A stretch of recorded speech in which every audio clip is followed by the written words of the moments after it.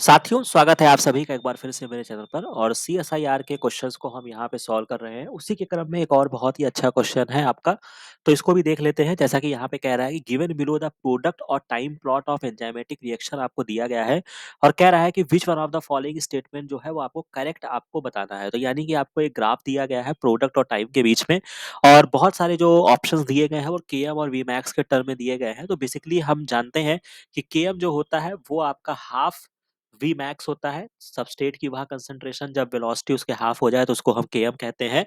ठीक है, तो ये आपने पढ़ा होगा और आप झट से इस ग्राफ को देखेंगे और उठा के कैलकुलेट करना स्टार्ट कर देंगे कि वी मैक्स जो है उसका आधा कर दें तो हमको क्या मिल जाएगा, केएम मिल जाएगा। बट सबसे इंपॉर्टेंट चीज यहाँ पे क्वेश्चन में घुमाया है कि जो ग्राफ दिया गया है वो आपको प्रोडक्ट और टाइम का ग्राफ दिया गया है और ये सारी स्टोरी जो भी आप पढ़ते हैं वो सबस्ट्रेट के रिगार्डिंग होता है। एंजाइम सबस्ट्रेट की कहानी होती है और जो ये आपका ग्राफ बनता है तो प्रोडक्ट के बीच में नहीं होता है। यानी कि जो इन्होंने ग्राफ दिया है इन्होंने प्रोडक्ट के बीच में दिया है, तो इसकी वजह से ना तो आप इसमें केएम कैलकुलेट कर सकते हैं ना आप वीमैक्स कैलकुलेट कर सकते हैं। तो यानी कि इस डेटा से आपको कुछ भी नहीं हासिल होने वाला है। तो ये बहुत ही बढ़िया क्वेश्चन यहाँ पे डिजाइन किया और कभी भी जब ऐसे क्वेश्चन आए, ठीक है, तो जरूर देखिए कि वो कह क्या रहा है। इसका मैं दो एग्जांपल आपको और दे देता हूँ। जैसे कि अभी रिसेंट में ही आपके आईसीएमआर में एक क्वेश्चन आया जहां पे उन्होंने डीएनए में आपको परसेंटेज दिया और आपसे यूरेसिल का परसेंटेज पूछा। तो पहली बात तो ये देख लो यार कि डीएनए में क्या यूरेसिल होता है। अब तुम बैठ के उसी में चार गैफ रूल लगा रहे हो और कोई एक ऑप्शन दे दिया होगा तो उसको तुमने सेलेक्ट कर लिया। तो ऐसे क्वेश्चंस पे जरूर देखो कि आखिर कह क्या रहा है। अब यहाँ पे प्रोडक्ट और टाइम के बीच में ग्राफ थोड़े बन जाएगा, तो यानी कि ये ऑप्शन जो होगा वो आपका गलत हो जाएगा। इसी तरीके से अभी मैंने कल परसों में क्विज में भी क्वेश्चन डाला था अपने टेलीग्राम चैनल पे जहां पे मैंने आपसे कैलकुलेट करवाया NADPH कितने मॉलिक्यूल बनेंगे सिट्रिक एसिड के साइकिल में। अब बहुत सारे बच्चों ने उसमें आंसर कर दिया और एक ऑप्शन उसमें होगा जीरो। अब भैया जब NADPH क्रैब साइकिल में कहाँ बनता है हमको किसी भी बुक में लाके दिखा दो। फोटोसिंथेसिस की स्टोरी में आपका NADPH आता है, क्रैब साइकिल हो ग्लाइकोलिसिस हो वहां पे NADH की स्टोरी चलती है बाबू।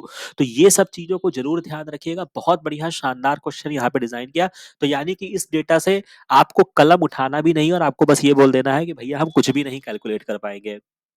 राइट, अब आगे बढ़ते हैं। यहाँ पर एक क्वेश्चन है, ये थोड़ा सा क्वेश्चन उन्होंने घुमाया है और बहुत शानदार डिजाइन किया है, बट थोड़ा सा यहाँ पे आपको प्रोटीन केमिस्ट्री और बायोकेमिस्ट्री के स्टूडेंट्स इसको हल कर पाएंगे और बाकी लोग के लिए भी मैं आपको एक कॉन्सेप्ट दे देता हूँ कि कैसे आप इस क्वेश्चन को टैकल करेंगे।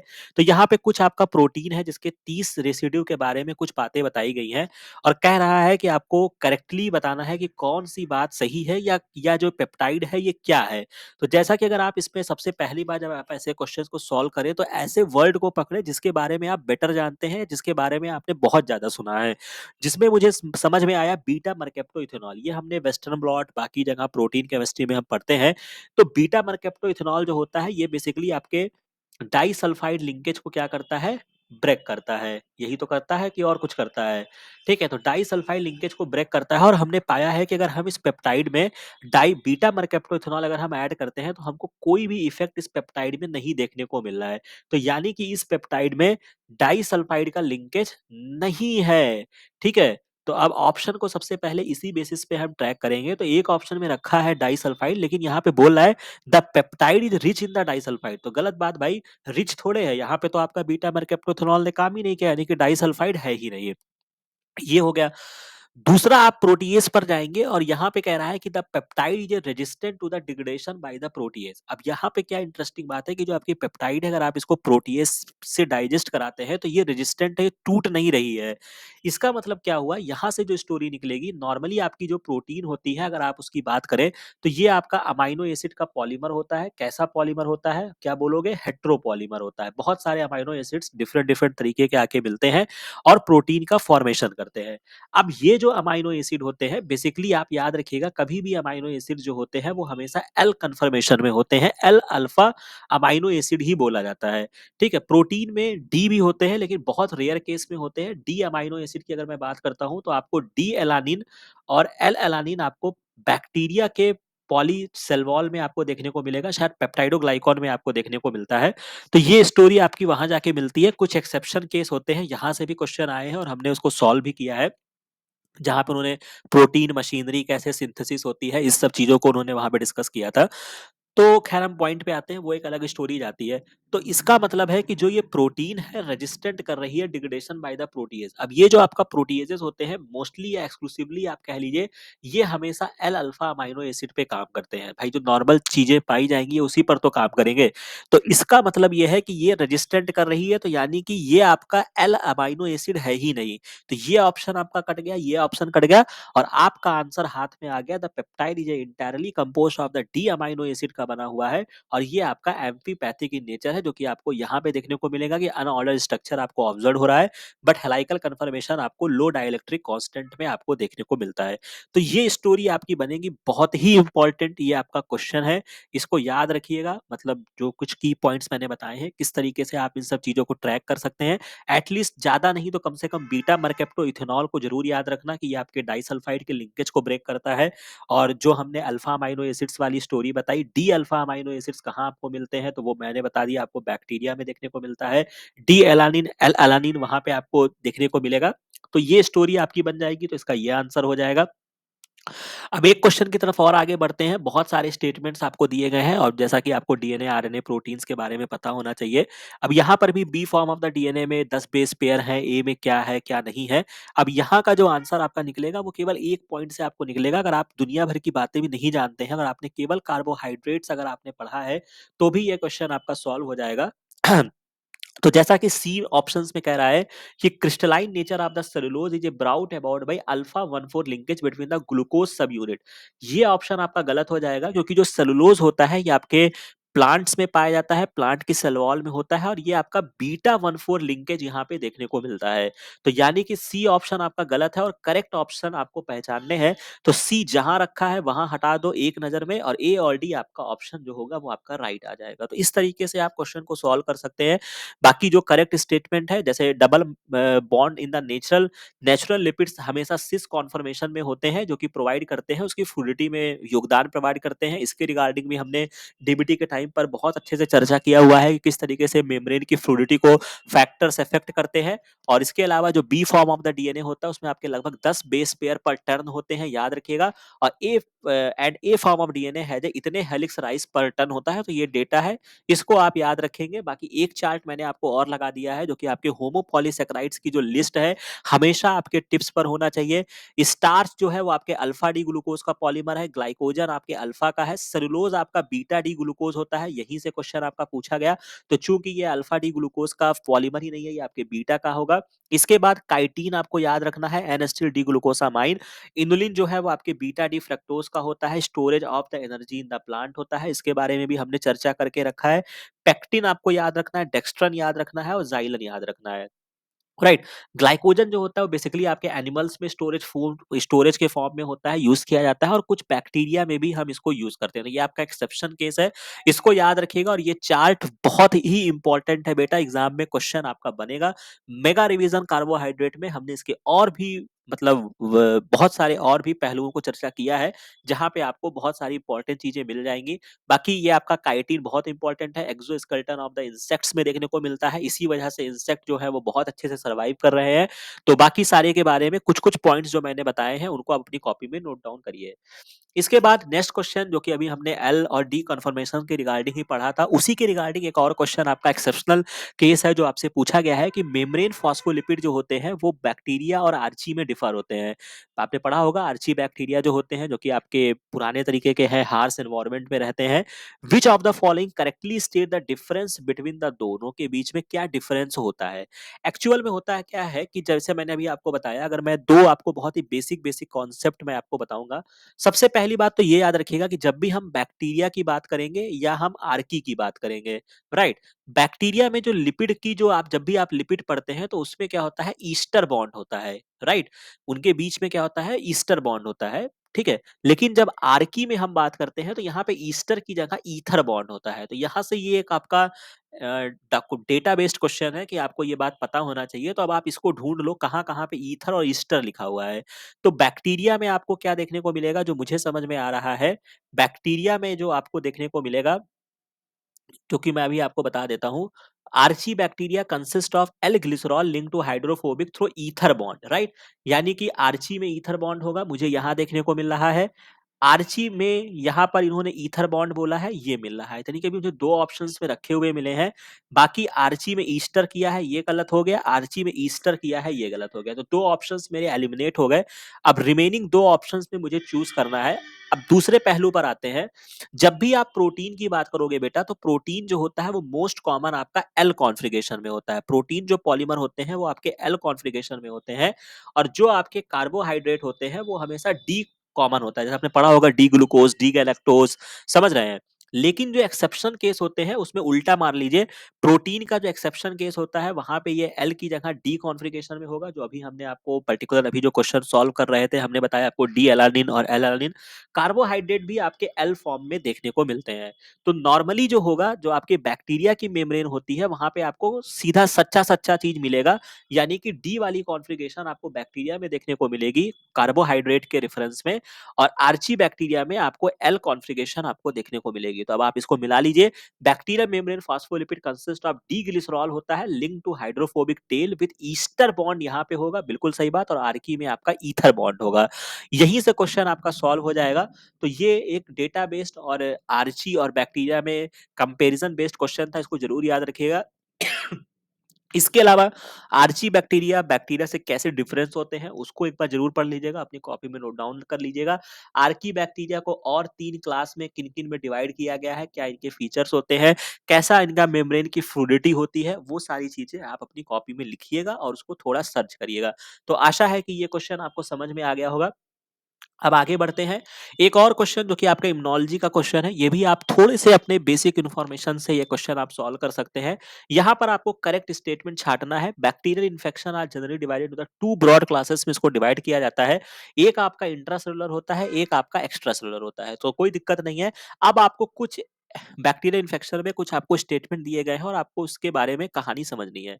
अब सिंपल सी कहानी है, अगर आपका एक बैक्टीरिया अगर आपकी बॉडी में आता है, जैसा कि हमने पढ़ा है कि आपकी 2 तरीके की इम्यून सिस्टम होती है, एक आपका इन्नेट होता है और एक आपका एडाप्टिव होता है। सिंपल सी कहानी, इन्नेट में आपके बहुत सारे सेल्स आ जाते हैं जो कि आपके normal macrophage, natural killer cell, ये दुनिया भर की चीजें होती है, स्नोफिल्स, बेसोफिल्स, ये सारी स्टोरी आएंगी। और एडाप्टिव में आपकी बी सेल्स, टी सेल्स और फिर ये इंटरल्यूकिन सिक्रीट करेंगे और दोनों ही आपस में इंटरकनेक्टेड होती है। ये बात मुझे पता है। इन्होंने एक ऑप्शन में रख कर दिया है कि bacterial endotoxin do not induce N innate immune response. अब कोई भी एंडोटॉक्सिन हो या एक्सोटॉक्सिन हो, ऐसा हो नहीं सकता है कि वो इन्नेट इम्यूनिटी को ना एक्टिवेट करे, क्योंकि जब पहले इन्नेट एक्टिवेट होती है, मतलब ऐसा भी नहीं है कि हमेशा इन्नेट ही पहले होगी, ठीक है, कभी कभी एडाप्टिव ही पहले हो जाती है, बट ओवरऑल होगी तो एक्टिवेट, चाहे पहले हो या बाद में हो। तो इन्होंने यहाँ पे ये ऑप्शन दे रखा है कि bacterial endotoxin do not induce N innate immune response, तो ये आपका गलत हो जाएगा। सी ऑप्शन मैं यहाँ पे काट देता हूं। अब अगर आप ए पर आएंगे तो ए दोनों ही ऑप्शन में रखा है और बी और डी में मुझे डिसाइड करना है। यहाँ पर ये बोल रहे हैं आपको innate immunity is not effective against intracellular bacterial pathogen, तो ये भी स्टेटमेंट जो है वो आपका गलत है। ऐसा नहीं है कि इन्नेट इम्यूनिटी का कोई रोल ही नहीं होता है या उनके ऊपर कोई इफेक्टिव नहीं होते हैं। तो ये ऑप्शन आपका गलत हो जाएगा। तो जो आपका सही ऑप्शन निकल कर आएगा वो आपका फोर्थ ऑप्शन होगा, ए और डी। अब डी में क्या कह रहा है कि इंट्रासेलुलर बैक्टीरिया इन्फेक्शन जब होता है तो आपकी सेल मीडिएट इम्यून रिस्पांस को एक्टिवेट करता है, जिससे बहुत सारे साइटोकाइन सिक्रीट होंगे जो कि आपके मैक्रोफाज को एक्टिवेट करेंगे, और मैक्रोफाज आपके इन्नेट इम्यूनिटी का पार्ट है। तो जो बार बार ये इन्नेट इम्यूनिटी को गलत कर रहे थे, इसी वजह से ये स्टेटमेंट आपका, बाकी जो इन्नेट इम्यूनिटी के रिगार्डिंग थे वो गलत हो गए। इसके अलावा humoral immune response is the main protective response against extracellular bacteria, तो ये आपका बिल्कुल सही है। ह्यूमोरल आपका मतलब बी सेल्स वाली जो इम्यूनिटी आती है, तो ये स्टेटमेंट जो होगा वो आपका ट्रू हो जाएगा। तो थोड़े बहुत बेसिक कड़ियों को जोड़ते हुए आप इस क्वेश्चन को सॉल्व कर सकते हैं। इसके बाद मैचिंग बहुत इंपॉर्टेंट है। अभी हमने लास्ट वीडियोस में जीपीसीआर का पूरा सिग्नलिंग आपको बताया था, क्या क्या एग्जाम्पल है याद रखिएगा। तो जीपीसीआर के जो एग्जाम्पल जब आप पढ़ेंगे तो वहां पे आपको सीरोटोनिन मिल जाएगा, तो सीरोटोनिन आपको लगा देना है जी प्रोटीन से। ए का पहला एक ही ऑप्शन में रखा है, आपका आंसर सही हो जाएगा। बाकी इंटरफेरॉन, ग्लाइसिन, इंसुलिन अपनी कॉपी में बेटा नोट डाउन कर लेना, सीधा सीधा सबको मिलाते जाना है, ठीक है। तो इसको पढ़ लेना, अपनी कॉपी में नोट डाउन कर लेना, बहुत इंपॉर्टेंट है, एग्जाम में क्वेश्चन आपसे पूछे जाएंगे। इसके बाद एक और मैचिंग है जो कि आप साइटोस्केलेटन और उनके क्या-क्या उनके फंक्शन होते हैं उसके रिगार्डिंग कुछ क्वेश्चंस पूछे गए हैं। अब इसको भी आप एक बहुत बेसिक इन्फॉर्मेशन से आप कर सकते हैं। इंटरमीडिएट फिलामेंट्स हैं, माइक्रोट्यूब्यूल्स हैं, एक्टिन है। हालाँकि मास्टर्स लेवल पे ये चीज़ों की जानकारी आपको डिटेल में होनी चाहिए। मैं इसके बारे में आपको कोई सिम्पैथी नहीं दूँगा कि आपको नहीं पता है।